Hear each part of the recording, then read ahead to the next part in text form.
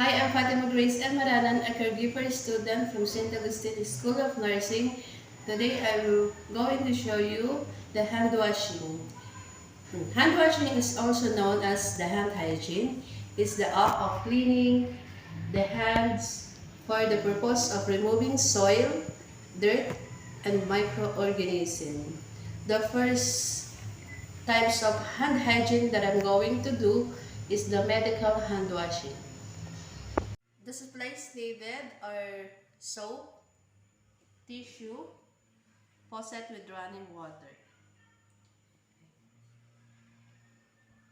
Now let's take off the jewelries.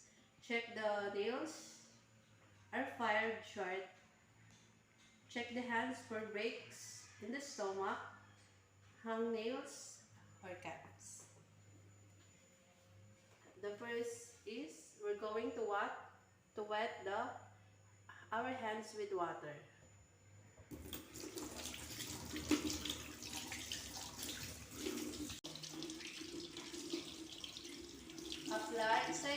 Next is apply soap to cover all hand surface.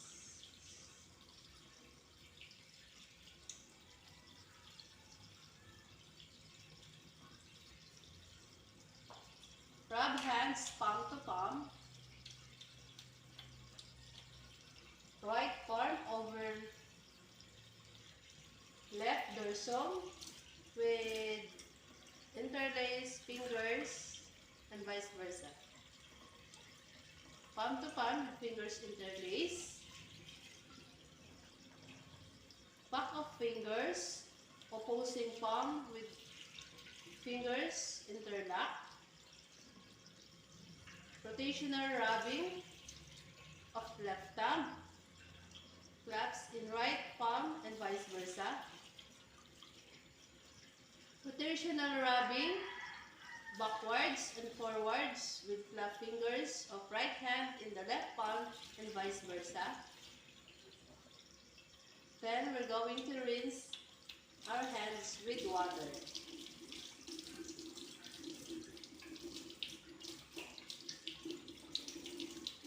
Then we're going to dry our hands thoroughly with a single use of towel or tissue.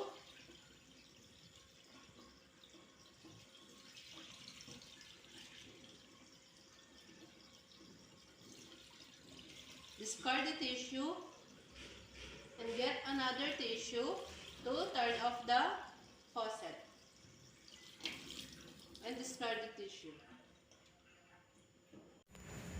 The next hand washing that I'm going to perform is the surgical hand washing. Human hands are the most important tools for caring.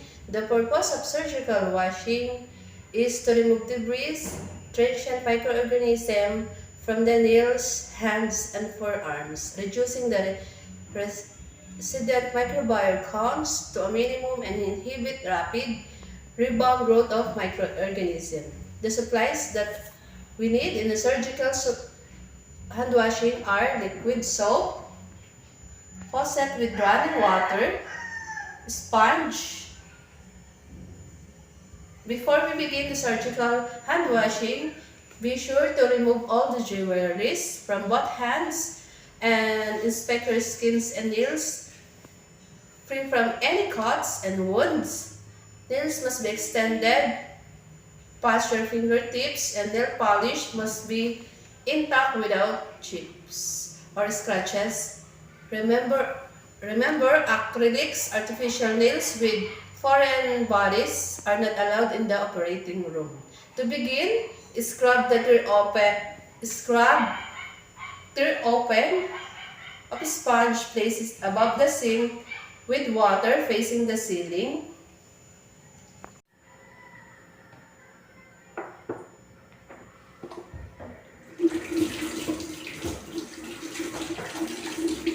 Wash your hands and arms only if the first case of the day or if you are visibly soiled. Use soap from dispenser or in a separate container above the sink. Then Use the disposable nail pick and clean the fingernails under the running water.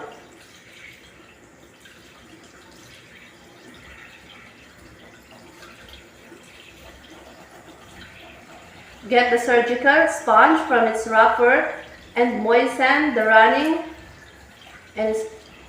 by running water and squeezing and releasing it with fingertips together. Use a light firm pressure to stroke the nails in a back and forth motion with the abrasive brush. Slide up the sponge approximately 30 times. The abrasive brush hide only issues on your fingertips.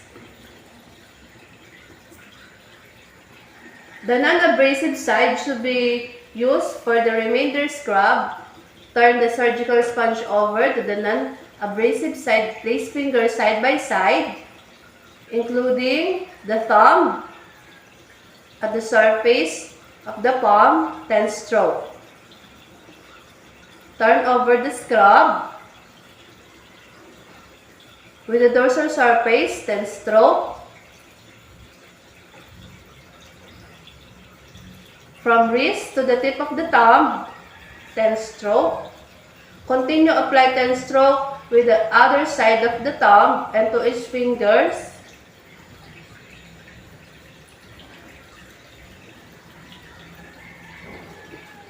Now that you scrub your hand, it's time to scrub your arms with the same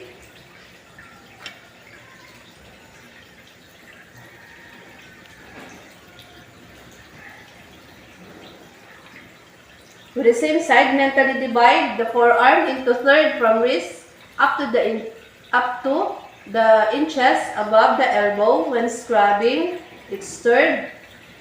Then apply 10 stroke both sides.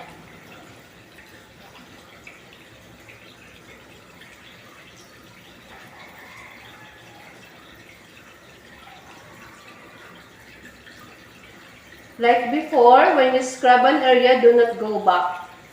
Repeat the scrub on the other hand. Once both arms and hands are completed, discard the sponge surgical in the trash.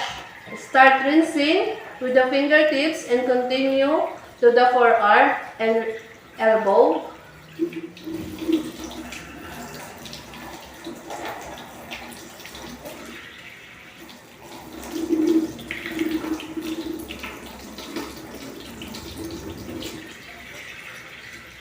Always keep your elbow at the right angle and brace above the level of your additional rinsing completely. Remove your arm from the water stream and re-enter the fingertips once you reach the stream and until you reach the elbow.